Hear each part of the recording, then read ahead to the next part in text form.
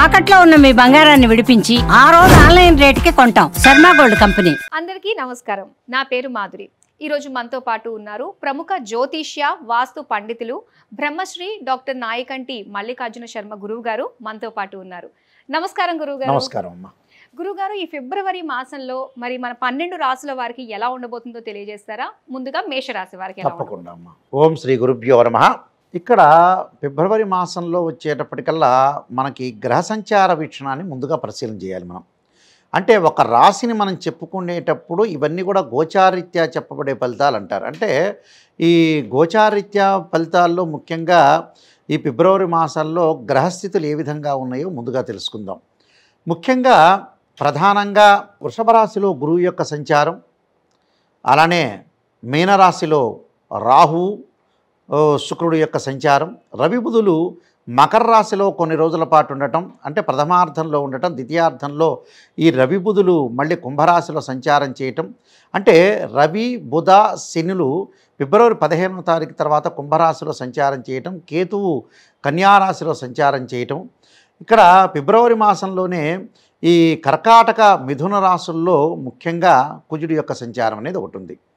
అయితే ఇక్కడ ఈ గ్రహ ఫలితాలన్నీ కూడా మనం చూసుకునేటట్లయితే ముఖ్యంగా ప్రధానంగా ఏ విధంగా ఉండబోతుంది అంటే శుభ అశుభ ఫలితాలు ఏ విధంగా ఉండబోతుంది అంటే కొంతమందికి మంచి ఉంటుంది, కొంతమంది చెడు ఉంటుంది అని చెప్పాలంటే. ఇక్కడ మేషరాశి వాళ్ళకు వచ్చేటప్పటికల్లా గోచారీత్యా ద్వితీయ స్థానంలో గురువు యొక్క సంచారం వల్ల ఉద్యోగ అవకాశాలు ఎక్కువగా ఉండటం, ధనపరంగా ఆర్థిక పరంగా ఇబ్బందులు లేకుండా ఉండటం, అంటే ధనం సంపాదించడానికి ఒక ప్రణాళికాబద్ధంగా ముందుకు వెళ్ళే అవకాశాలు ఎక్కువగా ఉంటాయి. అంటే ఒక ప్లాన్ చేసుకొని వీళ్ళు వెళ్ళే అవకాశాలు ఎక్కువ ఉంటాయి. అలానే నూతన వ్యాపారాల్లో కూడా చెయ్యాలని ఒక అభిలాష కలగటం, అంటే ద్వితీయంలో గురువు మంచివాడు గోచారీత్యా. ఈ గురువు వల్ల ఏంటంటే ధనలాభం కలగటం, ఆకస్మికంగా ధనలాభం కలగటం, అలానే ఆస్తిపాస్తులు కొంత పెంచుకునే అవకాశాలు బాగా ఎక్కువ ఉండటం, నూతన ఉద్యోగాల ప్రయత్నాలు కొంత సఫలీకృతం అవుతాయి. అంటే విద్యార్థులకు కూడా అనుకూలమైన కాలం అని చెప్పుకోవచ్చు. అంటే విద్యార్థులు రేపు ఎగ్జామినేషన్ రాసే వాళ్ళు చాలామంది ఉంటారు కదా, 10th క్లాస్ వాళ్ళు, ఇంటర్మీడియట్ వాళ్ళు, ఇంజనీరింగ్ చేసిన వాళ్ళు, అలానే డిగ్రీ వాళ్ళు, పోస్ట్ గ్రాడ్యుయేషన్స్, వీళ్ళందరూ కూడా అనుకూలంగా ఉండే అవకాశాలు ఎక్కువ ఉంటాయి. అంటే విద్యపరంగా చాలా అనుకూలంగా ఉంటుంది.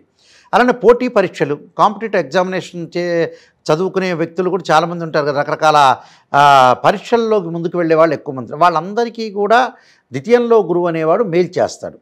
ఈ గురువు వల్ల ఆర్థిక స్థితిగతులు మెరుగుపడతాయి, అలానే ఆర్థిక పరంగా అనుకూలంగా ఉంటారు. బంగారు ఆభరణాలు కొనుగోలు చేసే అవకాశాలు బాగా ఎక్కువగా ఉంటాయి, దుస్తులు కూడా కొనుగోలు చేసే అవకాశాలు బాగా ఎక్కువ ఉంటాయి. కాబట్టి గురువు వల్ల మంచి లాభాలు కలిగే అవకాశాలు బాగా ఎక్కువ ఉంటాయి. కాబట్టి ఇక్కడ వివాహ ప్రయత్నాల విషయానికి మనం వస్తే ముఖ్యంగా అంటే వివాహం అనేది కూడా చాలా ఇంపార్టెంట్. కాబట్టి మేషరాశి వాళ్ళకి శుక్రగ్రహం యొక్క బలం వల్ల అనుకూలమైన ఫలితాలు బాగా ఎక్కువగా జరుగుతాయి. అనుకూలమైన ఫలితాలు అంటే ఏమిటి అని అంటే మనకి దశమ స్థానంలో శుక్రుడి యొక్క సంచారం జరుగుతుంది. దశమ స్థానంలో ఏదైతే శుక్రుడి యొక్క సంచారం జరగటం వల్ల కూడా వాళ్ళకి వివాహ ప్రయత్నాలు సఫలీకృతం కావటం, అలా దానితో పాటు ప్రతి ప్రయత్నంలో కూడా వివాహ సంబంధాలు, మంచి సంబంధాలు వచ్చే అవకాశాలు ఎక్కువ ఉండటం, అలానే మనం అనుకున్న సంబంధం ఏదైతే అనుకుంటామో ఆ సంబంధం అంతా కూడా అంటే మంచి ప్రవర్తన కలిగిన అబ్బాయి కానీ, అలానే మంచి ప్రవర్తన కలిగిన అమ్మాయి కానీ, సుసంపన్నమైన కుటుంబం నుంచి వచ్చే అమ్మాయిలు అబ్బాయిలు కానీ వచ్చే అవకాశాలు బాగా ఎక్కువ ఉంటాయి. అంటే టోటల్గా మంచి సంబంధం వచ్చే అవకాశం అనేది గోచరిస్తుంది. అంటే దశమ స్థానంలో శుక్రగ్రహం అనేది చాలా మంచిది అని చెప్పుకోవచ్చు. దానితో పాటు మిగతా గ్రహాల యొక్క కలయిక ఎలా ఏ విధంగా ఉంది, కుజుడు వల్ల కూడా అనుకూలమైన ఫలితాలు జరిగే అవకాశాలు ఎక్కువ ఉంటాయి. కుజుడు తృతీయ స్థానంలో ఉంటే మంచివాడు. తృతీయ స్థానంలో ఉండటం వల్ల ఏదైతే మిథున రాశిలో సంచారం చేయటం వల్ల అనుకూలమైన ఫలితాలు కలుగుతాయి. అంటే భూ సంబంధమైన వ్యవహారాలు కానీ, భూమి సంబంధించిన విషయాల్లో కానీ, భూ లాభాలు కానీ, భూపాల లాభాలతో పాటు ఇళ్ళు కొనుగోలు చేయటం, ఆస్తులు కొనుగోలు చేసే అవకాశాలు బాగా ఎక్కువగా ఉండటం. అలానే కుజుడు ఏమిస్తాడు, భూ సంబంధమైనవే కాదు, మనకి కెమికల్ కంపెనీస్ కానీ, దాంతోపాటు ఆస్తిపాస్తులు కానీ, ఇళ్ళు కొనుగోలు చేయటం కానీ, ఇలాంటివన్నీ కూడా వాళ్ళకి సఫలీకృతమయ్యే అవకాశాలు బాగా ఎక్కువగా ఉంటాయి.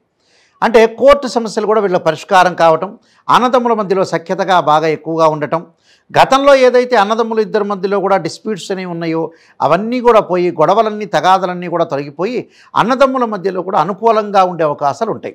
కోర్టు సమస్యలు, ఆస్తిపాస్తులు వచ్చే అవకాశాలు ఎక్కువ ఉండటం ఒకటి. ఏదైతే ఇళ్ళు కొనుగోలు చేయటం, కొనుగోలు చేసేవాళ్ళు కొనుగోలు చేస్తారు, అలా అమ్మే వాళ్ళకు కూడా లాభం కలిగే అవకాశం ఉంటుంది. అంటే మంచి లాభాల బాటలో ఉండే అవకాశం ఉంటుంది.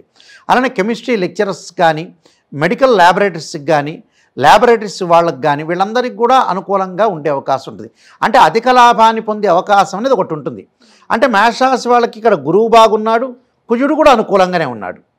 అలానే శుక్రగ్రహం యొక్క అనుకూలత ఉండటం వల్ల కూడా వివాహ ప్రయత్నాలు, మంచి సంబంధాలు రావటం ఒకటి, ప్రేమించిన యువతీ యువకులు ఎవరైతే ఉంటారో వాళ్ళు పెద్దలను ఒప్పించి వివాహాలు చేసుకునే అవకాశాలు పుష్కలంగా ఉంటాయి. దాని తర్వాత మిగతా గ్రహాలని మనం చూసుకునేటట్లయితే 6వ స్థానంలో కేతు యొక్క సంచారం. 6వ స్థానంలో కేతు మంచివాడని అర్థం. అంటే కుజవత్ కేతు అంటారు. అంటే 3, 6, 11 స్థానాల్లో కుజుడు కానీ కేతువు కానీ మంచివాడని అర్థం. ఇక్కడ 6వ స్థానంలో, 6వ స్థానంలో కేతు యొక్క సంచారం వల్ల తీర్థయాత్రలకు వెళ్ళటం, పుణ్యక్షేత్రాలు దర్శనం చేయటం ఒకటి, దానితో పాటు శత్రులు మిత్రులుగా మారే అవకాశాలు బాగా ఎక్కువ ఉంటాయి. అంటే కేతు జ్ఞానాన్ని ఇచ్చేవాడు అంటాం మనం, కేతు జ్ఞానకారకుడు అంటాం. ఈ కేతు వల్ల ఎలా ఉంటుంది, నిజంగా లాభం కలుగుతుంది.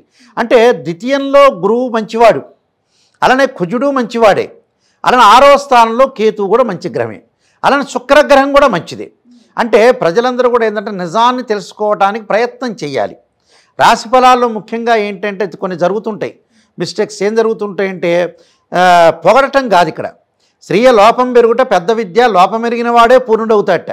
అంటే మనలో లోపాలని మనం సవరణ చేసుకుంటే 50% మనం ఓవర్కమ్ చేసినట్టు జీవితాన్ని, భగవంతుణ్ణి జాతకాన్ని పక్కన పెట్టేస్తే. అంటే ఇక్కడ ఈ గ్రహాల యొక్క కలయిక బాగుంది కాబట్టి వీళ్ళకి మంచి జరుగుతుంది, మనం ప్రయత్నం చేస్తే మనం సఫలీకృతం అవుతుంది.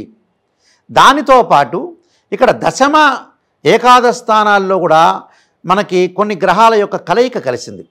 అంటే ఇప్పుడు ఉదాహరణకి మనకి ఏకాదశ స్థానం రవిబుధుల యొక్క కలయిక ఉంది కొన్ని రోజుల పాటు. అంటే ఫిబ్రవరి మధ్యలో, అంటే ప్రథమార్థం అంటారు, తర్వాత ద్వితీయార్థంలో రవిబుధులు శనితో కంజంక్షన్ అవుతారు. ఇక రవిబుధుల యొక్క కలయిక వల్ల నూతన వ్యాపారాలు, నూతన ఉద్యోగాలు, అంటే మొట్టమొదటి ఫిబ్రవరి 15 రోజుల పాటు నూతన వ్యాపారాలు ప్రారంభం చేయొచ్చు, మంచి ఉద్యోగాలు లభించే అవకాశం ఉంటుంది. నిరుద్యోగులకు కూడా మంచి ఉద్యోగాలు లభించే అవకాశాలు కూడా బాగా ఎక్కువ ఉంటాయి. కాబట్టి ఇక్కడ రవిబుధుల యొక్క కలయిక కూడా చాలా మంచిది. అలానే ఆ రవిబుధులు మళ్ళీ ఏం చేస్తారు, ఫిబ్రవరి మధ్యలో అంటే మళ్ళీ కుంభరాశిలోకి సంచారం చేస్తాడు. అప్పుడు దశమంలో ఉన్నట్టు, దశమంలో రవిబుధులు ఉండటం వల్ల కొంత ఉద్యోగపరంగా ఎలా ఉంటుందంటే కొంత మానసికంగా ఒత్తిడి గురవుతారు. అంటే వ్యాపారపరంగా కూడా కొంత ఒత్తిడికి గురయ్యే అవకాశం ఉంటాయి. అంటే ఒత్తిడి జరుగుతున్నా కూడా ఆందోళన చెందాల్సిన పనేమీ లేదు. అలానే దశమ స్థానంలో ఇక్కడ శని యొక్క సంచారం, దశమ స్థానంలో శని యొక్క సంచారం వల్ల ఏం జరుగుతుంది అంటే ఈ ఫిబ్రవరి మాసంలో కొంత నేను చెప్పినట్టుగా ఒత్తిడి జరిగే అవకాశం ఉంటుంది. అంటే ఉద్యోగ, వృత్తి, వ్యాపార రంగాల్లో కొంత ఒత్తిడి జరిగే అవకాశాలు ఎక్కువ ఉంటాయి.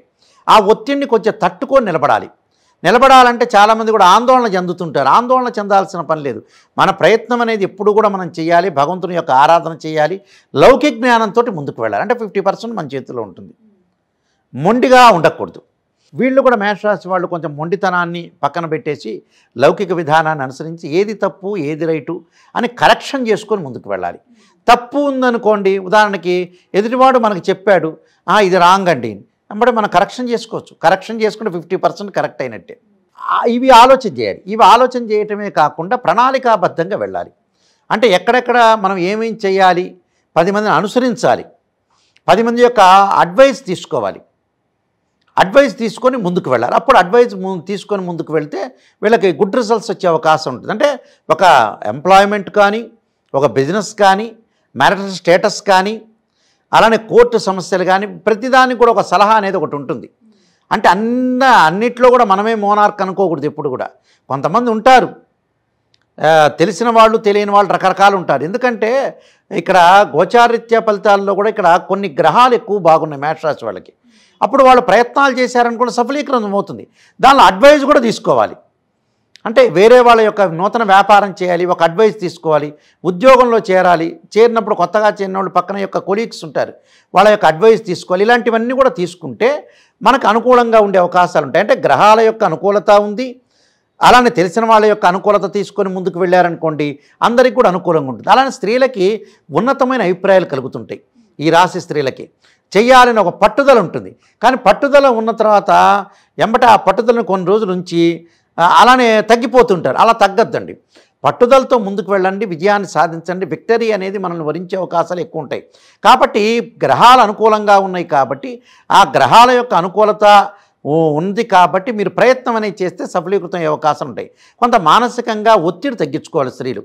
అంటే సైకలాజికల్ ఇష్యూస్, మెంటల్లీ డిజార్డర్ లేకుండా జాగ్రత్తగా ఉండాలి. విదేశాలకు వెళ్ళే వాళ్ళకు కూడా అనుకూలంగా ఉంటుంది. అలానే విదేశాల్లో పనిచేస్తున్న వాళ్ళు కూడా రకరకాల బిజినెస్ పెట్టాలన్న ఆలోచన ఒకటి వస్తుంది. ఇక్కడ ఉన్న వాళ్ళకి కంపెనీ త్రూ కూడా విదేశాలకు వెళ్ళే అవకాశాలు ఎక్కువగా ఉంటాయి. కాబట్టి విదేశాలకు వెళ్ళే అవకాశాలు కూడా మెండుగా ఉంటాయి.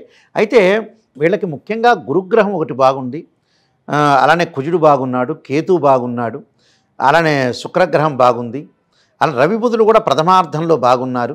కాబట్టి ఎక్కువగా గ్రహాలు బాగున్నాయి కాబట్టి మరికొన్ని బాగుండటానికి కొన్ని పరిహారాలు చేసుకొని ముందుకు వెళ్తే వాళ్ళకి మంచి రిజల్ట్స్ వచ్చే అవకాశం ఖచ్చితంగా ఉంటుందమ్మా. అంటే పరిహారాలు అన్నారు కదా, ఏదైనా మంత్రజపం లాంటిది అలా ఏమన్నా ఉందంటారా? అవునమ్మా, చేసుకోవాలి. ఎందుకంటే వాళ్ళకి రాహువు బాగలేదు. అంటే రాహుగ్రహం అనేది కొద్దిగా అనుకూలంగా లేదు ఇక్కడ. అలాంటి రాహుగ్రహం బాగలేదు. ఇక్కడ రాహువు శుక్రుడు యొక్క కాంబినేషన్లో ఉంటే శుక్రుడు 12వ స్థానంలో ఉన్నాడు. అంటే వివాహ ప్రయత్నాలు సఫలీకృతం అవుతాయి, కానీ భార్యాభర్తల మధ్యలో కొద్దిగా ప్రాబ్లమ్స్ రాకుండా చూసుకోవాలి. అలాంటప్పుడు వాళ్ళు చేయాల్సింది ఏమిటి అంటే అమ్మవారి యొక్క అర్చన చేయటం ఒకటి మంచిది. ముఖ్యంగా కాత్యాయనాయుధే కన్యకుమార్ ధీమే తన్నో దుర్గి ప్రచోదయాత్ అనే మంత్రాన్ని చక్కగా చదువుకోవటం ఒకటి. ఎందుకంటే ద్వితీయాధిపతి వ్యయస్థానంలో ఉన్నాడు. వీళ్ళకి శుక్రగ్రహం వ్యయస్థానంలో ఉండటం వల్ల కొద్దిగా అనుకూలంగా ఉండదు. కాబట్టి కొద్ది జాగ్రత్తగా వహించి వాళ్ళు ముందుకు వెళ్ళటం అనేది చాలా ఇంపార్టెంట్ ఇక్కడ. దానికి తోడు వీళ్ళు తప్పకుండా ఇంకా వృద్ధి చెందాలి, డెవలప్మెంట్ చెందాలి అంటే తప్పకుండా వాళ్ళు చేయాల్సిన మంత్రం ఏంటంటే రాహుని ఆరాధన చేయాలి. అర్ధకాయ మహావీరం చంద్రాదిత్యమర్దనం సింహకాగర్భసుభూతం తం రాహుం ప్రణమామ్యం అనే మంత్రాన్ని చక్కగా చదువుకోవటం ఒకటి. అలానే వీలైతే వీళ్ళు బొబ్బర్లు, మినుములు దానం చేయటం చాలా మంచిది. ఈ రెండు కూడా దానం చేస్తే చాలా మంచి జరిగే అవకాశం ఉంటుంది. భార్యాభర్తల మధ్య మటుకు డిస్ప్యూట్స్ లేకుండా మ్యూచువల్ అండర్స్టాండింగ్ చాలా ఇంపార్టెంట్.